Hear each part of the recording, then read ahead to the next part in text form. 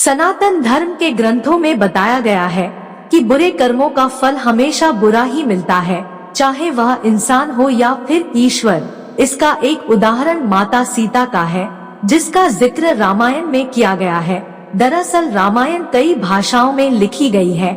अलग अलग रामायण में कई तरह की दंत कथाएं मिलती हैं, जिनसे कई लोग परिचित नहीं हैं। इस कथा के अनुसार माता सीता को एक तोते का शाप मिला था, जिसकी वजह से उनको भगवान राम से अलग रहना पड़ा। पहले माता सीता को वनवास के दौरान रावण अपहरण कर लेता है और उसका वध करने के बाद माता सीता के साथ भगवान राम की अयोध्या में वापसी होती है। फिर एक धोबी की वजह से माता सीता को अलग रहना पड़ता है।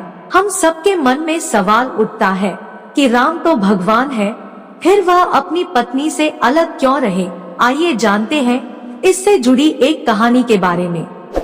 कथा के अनुसार माता सीता बाल्यावस्था में अपनी सहेलियों के साथ बगीचे में खेल रही थी। वहीं बगीचे में एक तोता का जोड़ा पेड़ पर बैठा था। तोता का जोड़ा भगवान राम और माता सीता के बारे में बातें कह रहा था। उनकी बातों को सुनकर माता का ध्यान उन पर गया। मादा तोता बोल रही थी कि अयोध्या के राजकुमार राम काफी प्रतापी राजा होंगे, उनसे माता सीता का विवाह होगा। तोते के मुख से भावी पति का नाम सुनकर माता सीता अचंभित हो गई। उन्हें अपने बारे में और जानने की इच्छा जागृत हुई, इसलिए उन्होंने अपनी सखियों से कहकर दोनों पंछियों को पकड़ लिया। फिर उन दोनों को पुचकार कर पूछा कि भविष्य के बारे में इतना ज्ञान कहाँ से प्राप्त हुआ। तब पंछियों ने बताया कि इससे पहले हम महर्षि वाल्मीकि के आश्रम में रहते थे, जहाँ हर रोज राम और सीता के जीवन के बारे में बताया जाता है, इसलिए उनको दोनों के बारे में हर चीज कंठस्थ याद हो गई है।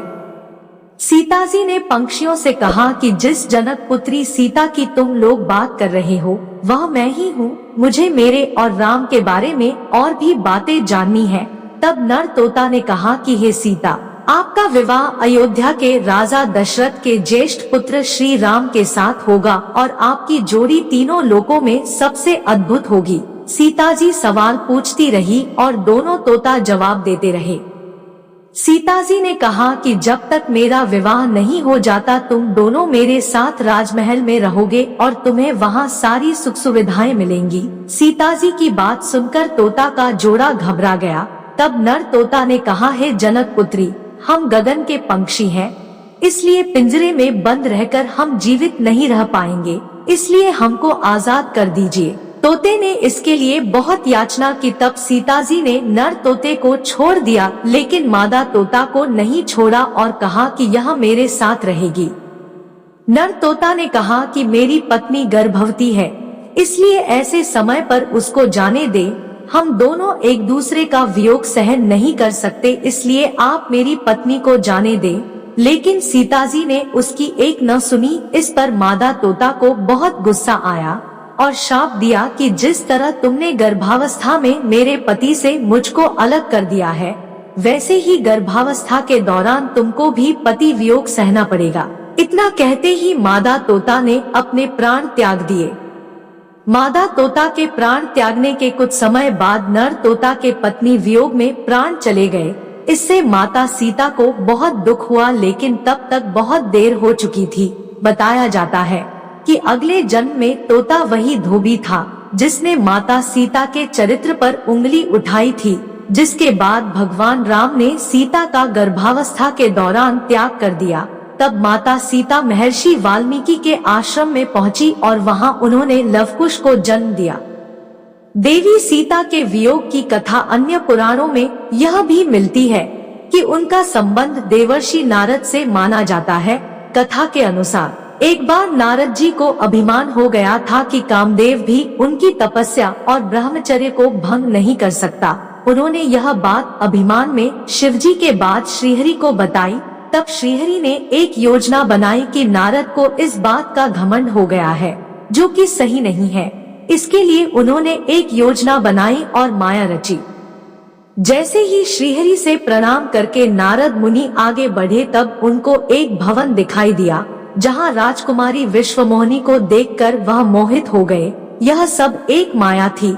राजकुमारी का रूप नारद जी का तप भंग कर चुका था और वह राजकुमारी को पाने के लिए भगवान विष्णु के शरण में पहुँचे और कहा कि हे प्रभु, आप मुझे अपना श्रीहरि का सुंदर रूप दे दीजिए। तब भगवान ने कहा कि हे नारद जी, ऐसा न हो कि आप इस रूप को लेकर बाद में पछताएं।